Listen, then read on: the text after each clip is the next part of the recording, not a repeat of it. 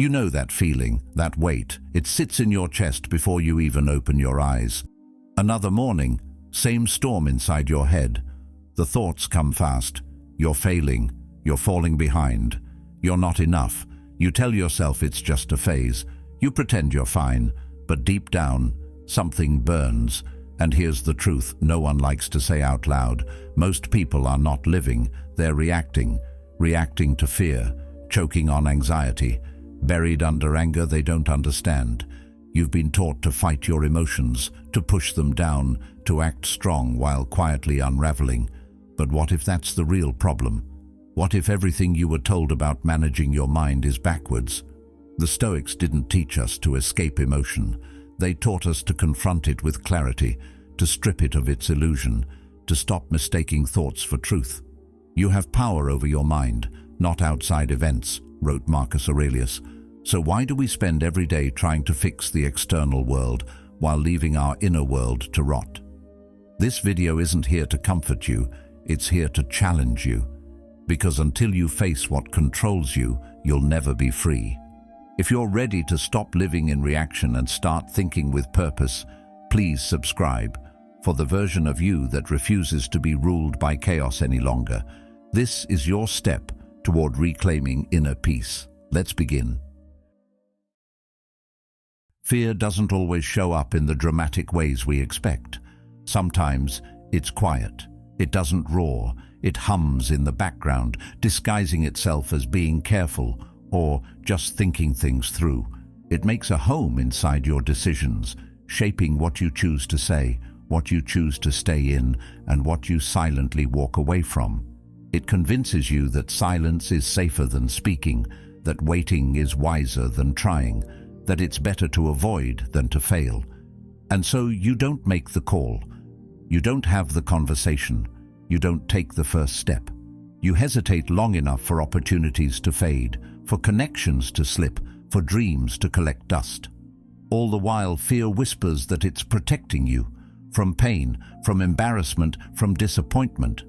But in truth, it's protecting you from becoming who you're meant to be. And over time, you stop needing a reason to say no. It becomes automatic. You start calling it your personality. But it's not who you are. It's who fear has trained you to be. The tragedy is that most people never realize this until years have passed, until regret replaces hope. They look back and wonder how their life became so small, so repetitive, so painfully safe. Fear is clever like that. It never calls itself fear. It says, "You're just not ready." It says, "Let's wait for the right moment." But the right moment never comes because fear makes sure of it. You begin to measure your life by everything you've preserved instead of everything you've experienced. You protect your pride, your image, your comfort, but you lose momentum, depth, and joy. The Stoics saw this clearly. Marcus Aurelius wrote, "It is not death that a man should fear, but he should fear never beginning to live." That's what fear really costs you. Not just action, but aliveness. The kind of presence that only comes from doing the things that make your pulse quicken, your stomach flutter, your mind expand.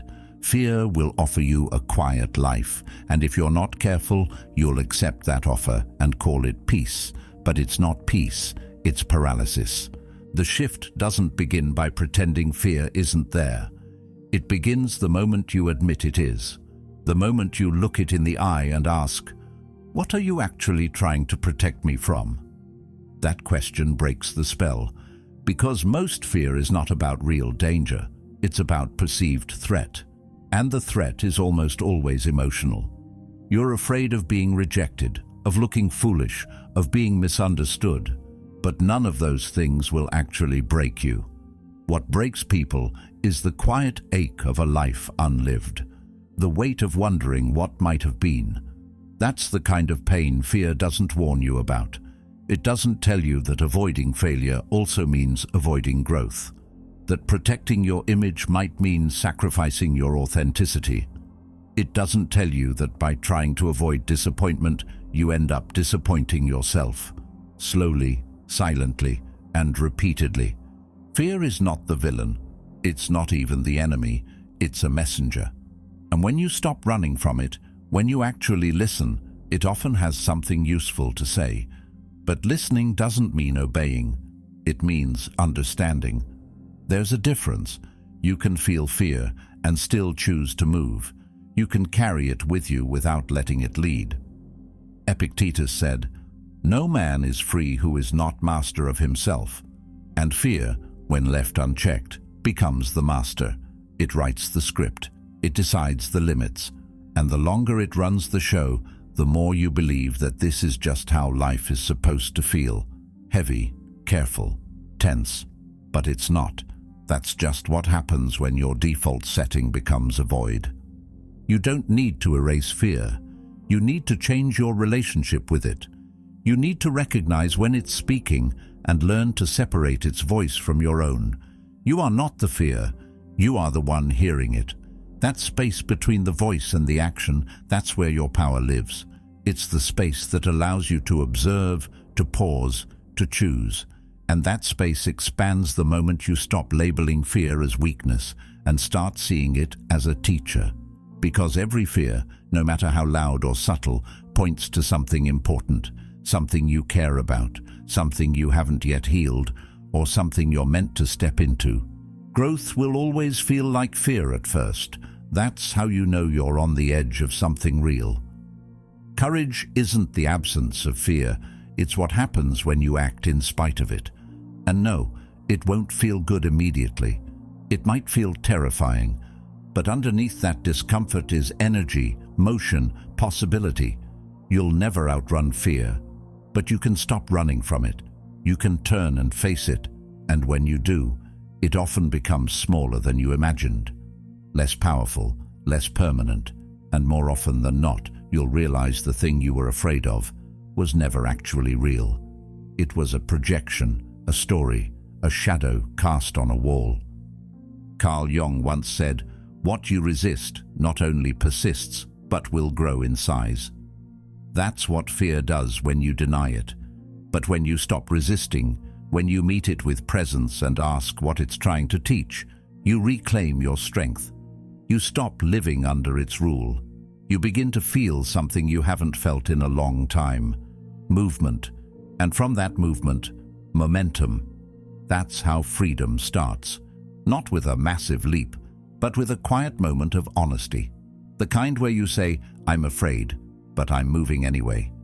Because your life is too valuable to be dictated by shadows, and the only way to live fully is to stop letting fear choose for you. We've been conditioned to believe there are only two ways to deal with anger: explode or suppress. Say something you'll regret, or say nothing and regret it anyway. But both of these options keep you trapped, because they both come from the same place: disconnection. Disconnection from the message inside the anger, because that's what anger really is, a message. It doesn't come from weakness. It comes from something in you saying, "That's not okay." It's the voice of a boundary being crossed, a value being violated. But if you never slow down long enough to hear what it's trying to say, it turns into something else entirely. It becomes resentment, bitterness, passive aggression, and eventually exhaustion. You can only carry that tension for so long before it begins to break down your body and mind. Most people walk around with silent anger, anger they don't even realize they're carrying, the kind that started years ago but never found its way out. It hides in the way you overreact to small things, in the way you distrust people without knowing why, in the way your chest tightens when you think about a certain person or a certain memory. And because we're never taught to examine it, we normalize it. We call it personality. We say, "I just have a short fuse," or "That's just how I am." But it's not who you are. It's what you haven't released, or even more importantly, what you haven't understood. Seneca once wrote, "Anger, if not restrained, is frequently more hurtful to us than the injury that provokes it." And that's the tragedy. The damage anger causes when it goes unchecked is usually worse than what caused the anger in the first place, not because anger is bad, but because it's powerful. And anything powerful that isn't understood becomes dangerous. You don't need to fear your anger. You need to get curious about it. You need to ask, what part of me is hurt? What expectation was violated? What fear is hiding underneath this fire? Because anger at its core is pain that hasn't found a voice. It's vulnerability that's armored itself for survival. But armor doesn't just protect, it isolates. And when you live armored, you can't connect, not even to yourself. So what does it look like to deal with anger differently? It looks like pausing, not because you're weak, but because you're strong enough to hold the fire without throwing it. It looks like letting the feeling rise without letting it rule. It means not sending that message, not raising your voice, not reacting until you've asked the deeper questions. And sometimes it means sitting in the discomfort until the story becomes clear. Anger always has a story, and when you hear it fully, it often turns into something else. Clarity, sadness, grief, even compassion. That doesn't mean you excuse what happened. It means you stop letting it live rent-free in your body. There's a kind of quiet power in the person who feels deeply but responds wisely. The kind of person who can walk away instead of explode, who can express truth without cruelty, who can hold tension without passing it on to others. That's not weakness, that's mastery. And it's built moment by moment, breath by breath, in the pause between trigger and reaction. That pause is everything. It's the space where choice is born, the space where you stop being a slave to emotion and start becoming a leader of it. Carl Jung once said, "Everything that irritates us about others can lead us to an understanding of ourselves." And that's the invitation anger gives us, not just to blame, but to see, to look inward, to uncover the part of us that still hurts, that still longs, that still remembers. The more honest you are about that part, the less power anger has to control you, and the more power you have to respond with depth, not just impulse. You won't always get it right. Sometimes the fire will still win. But each time you pause instead of explode, each time you question instead of assume, each time you choose understanding over reaction, you build something rare, emotional discipline, and with it, a different kind of freedom. The kind that doesn't require the world to behave in order for you to be at peace. The kind that allows you to feel the flame without being consumed by it. Anxiety is quiet but persuasive.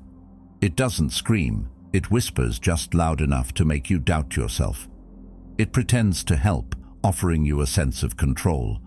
It wraps itself in logic and caution and responsibility. It says things like, "Just think it through one more time," or "Prepare for the worst, just in case." And it sounds like you.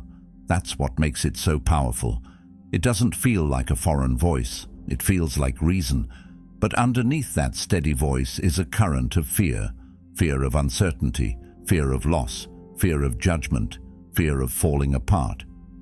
Anxiety convinces you that by obsessing over every possibility, you're staying ahead.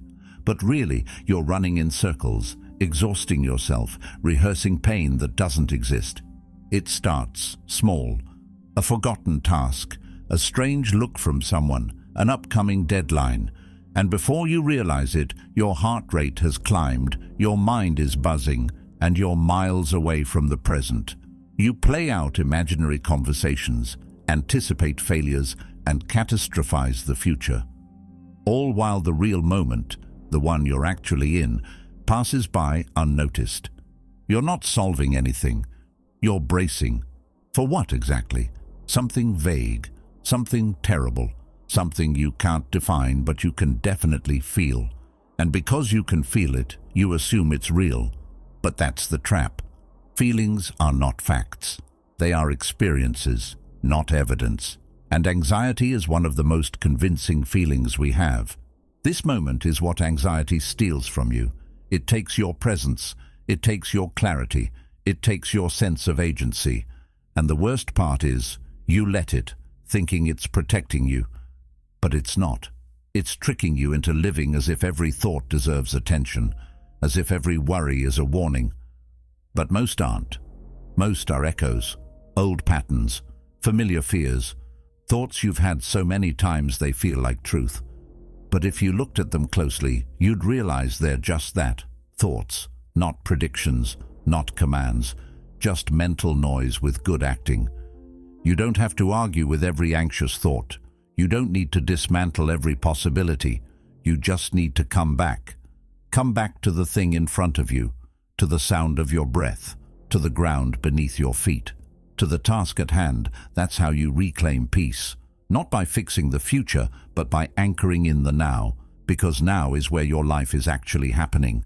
Now is where your power lives. And the more often you return to it, the more you weaken anxiety's grip. Anxiety wants you to believe that the more you think, the more you're prepared. But the truth is, the more you think, the more you delay living. The mind is a beautiful servant, but a dangerous master. And when you let anxiety lead, it doesn't guide you forward. It traps you in a loop. You end up reliving the same fears in 1,000 variations, none of which bring clarity or peace. Peace doesn't come from having all the answers. It comes from learning to live without needing all the answers, from learning to trust that you can handle whatever comes, when it comes. That trust isn't built in your head. It's built through experience, through walking into the unknown and realizing it didn't destroy you, through facing discomfort and surviving it, through living through things you once feared and realizing you're still standing.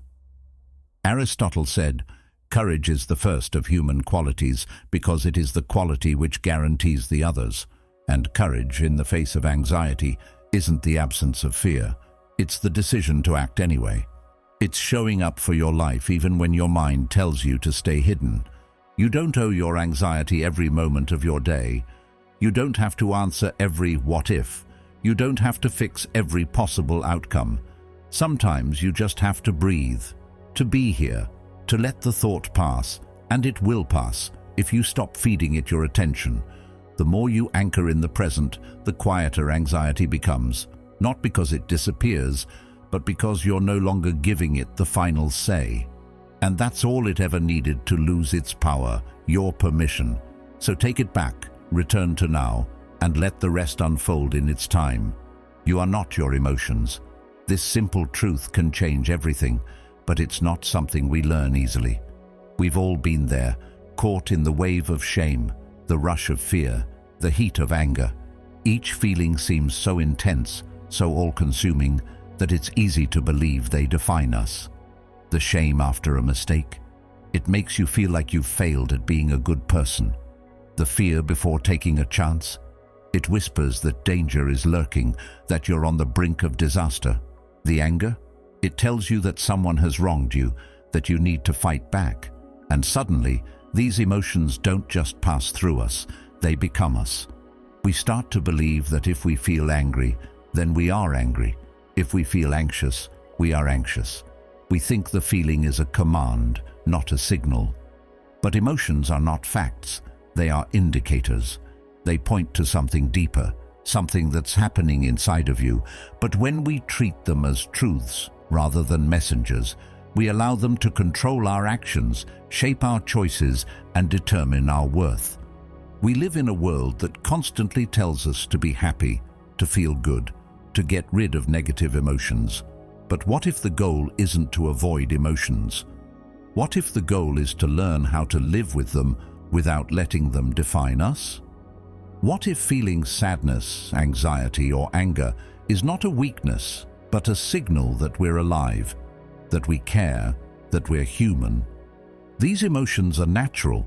We don't need to suppress them, but we do need to understand them. If you've ever been caught in a storm of emotion, you're not weak, you're human. You are experiencing the full range of what it means to be alive. And that's not a failure, it's an invitation to grow. This doesn't mean you'll never feel sad, anxious, or angry again. It means you'll feel those things, but they won't control you. You'll learn to let them come and go, like weather patterns in the sky. They'll still be there, but they'll no longer be the force that drives your decisions. You are the one who gets to decide how to respond. That's where freedom lies, not in a life without negative emotions, but in a life where those emotions don't control your thoughts, actions, and identity. It's easy to get lost in your emotions. It's easy to think that what you feel is who you are, but the truth is, you are so much more than that. Your emotions are a part of you, but they don't define you. They don't get to tell you what to do or who to be. You are the one who gets to decide that, and once you realize that, you stop being a victim of your emotions.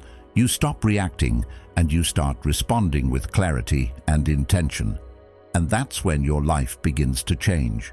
Not because the emotions go away, but because you choose to rise above them. You're not broken because you feel anger, fear, or shame. You're human, and that's a gift. But the real power comes when you understand that those emotions are signals, not commands. When you realize that you are the sky, not the storm, you reclaim your life, you reclaim your peace, and you reclaim your power to choose how to live in the face of adversity. And that is where true strength begins. So much of our suffering comes from one illusion, the belief that if we try hard enough, we can control everything. We try to control the people around us, their reactions, their opinions.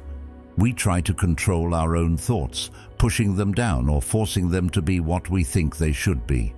And we try to control the future, imagining every possible outcome so we can be prepared for what might happen next. But here's the hard truth. You can't control any of it. No matter how much effort you pour into it, there will always be things beyond your grasp. The weather, the traffic, the rude comment from a stranger. It's not yours to control. We spend so much of our energy trying to hold on to things that don't belong to us. And in doing so, we exhaust ourselves. But the Stoics, those ancient philosophers who faced wars, plagues, and the collapse of empires, they understood something crucial. Control is an illusion. And once you realize that, you can stop wasting energy on things you can't change, and instead pour that energy where it truly matters, into the things you can control. The Stoics didn't seek control, they sought clarity. They understood that the only thing in life truly within their control was their own responses, their thoughts and their actions. What someone else says or does, not yours. How they treat you or the world around you, not yours, but how you respond to it. That's always yours, always has been, always will be. And once you take responsibility for your own response, you gain the most powerful tool at your disposal, your mind. Because here's the thing, your power isn't in controlling the world around you, it's in how you relate to it. And this shift is so subtle, yet so profound. Once you stop trying to control the uncontrollable and focus instead on what you can actually influence, you begin to feel a freedom you've never known before. It's so easy to get lost in the illusion that we should be able to fix everything, our work, our relationships, our future. But as long as you're chasing control over things that aren't yours, you're setting yourself up for frustration and burnout. Traffic jams, they'll happen. Rude people, they'll show up no matter what you do. But your response to them? That's the one area where you have total control. That's where your power lies. The choice is yours. You can react, letting the world push you around, or you can choose how to respond, even when everything around you feels out of control. You're not powerless. You've just been spending your power in the wrong direction. The way you respond to the world around you is where you hold your real strength. And if you continue to give that power away, to let the outside world dictate your emotions, then you'll remain trapped in a cycle of stress and frustration. But if you reclaim that power, if you turn it inward and focus on what you can control, your thoughts, your actions, your reactions, you'll begin to live differently. You'll stop being the victim of circumstances and start becoming the creator of your experience. The more you practice this, the more you begin to realize that the external world doesn't have to dictate your inner peace. You can walk through the storm and remain calm. You can face the chaos and stay grounded. When you stop trying to control everything, when you let go of the need to manage the unmanageable, you open up space for peace, for clarity, for wisdom. The key here is to stop resisting what you can't control and start focusing on what you can. And what you can control is how you choose to react. That's where your power is. That's the shift from being the victim of life's circumstances to being the architect of your own experience. When you realize this, everything changes. You stop getting caught up in the little things, the traffic, the rude comments, the inconveniences of daily life. Instead, you see them as opportunities to practice the art of response. You stop waiting for the world to give you permission to feel at peace. You stop thinking that the perfect situation, the perfect moment, will arrive, and only then will you be able to relax. The truth is, there is no perfect moment. There is only now, and in this moment, you have the power to choose. When you focus on what you can control, your mind, your actions, your reactions, you start living life on your own terms. You stop letting external events dictate your happiness, and instead, you create your own peace. It's not about ignoring the difficulties, but about recognizing that you have the ability to rise above them. So, stop wasting your energy on trying to control everything. Turn your focus inward. That's where your power lies. It's always been there. Now it's time to claim it. Mastery of the mind doesn't happen overnight. It's a gradual process, built from the smallest moments, the tiniest decisions, and the subtle shifts you make in how you respond to life.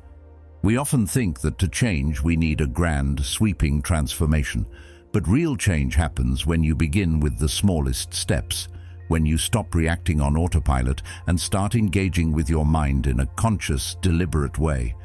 The truth is, you don't have to fix everything today.